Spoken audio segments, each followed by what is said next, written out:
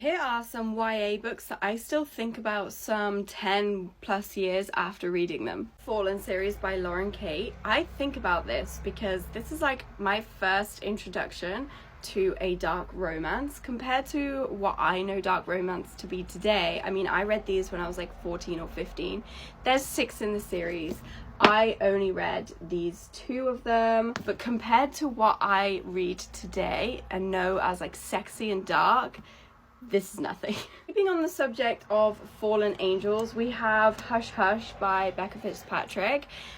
The writing of this, I probably couldn't reread this now because the writing is just not that great, but Patch was probably like my first bad boy, like fictional crush, so this one I still think about. Then we have Delirium by Lauren Oliver. This is like one of those like first dystopian love stories that you would read about. The concept behind this is that love is like a deliria, it's like a disease, and when you turn 18 you get given a cure and then you're like married off for practicality reasons. And there are people that don't take the cure that like live in the wild, and she falls in love with one like months before she's due to take it.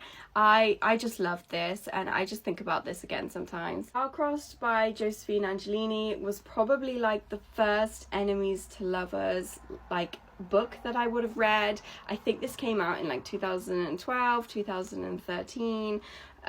This is like, if you love Greek mythology, this is like a, you know, they just hate each other. It's a reimagining of like Helen of Troy and the Trojan War. But this, at the time, that whole concept of like she just can't understand her feelings, and every time she's close to him she just wants to like literally kill him but loves him. That's why I think about this sometimes. This is probably still one of my favorite books, and I probably read this like 12-13 years ago and still think about it today. This is Junk by Malvin Burgess. This follows a main character who tries heroin at a party and then the addiction that follows that. I don't know if I would feel the same now if I read it. I'm sure I would, but at the time I was so engrossed. I literally felt like I was there watching her downward spiral and addiction battle, and just the way it made me feel, the hopelessness of it at the time of reading it.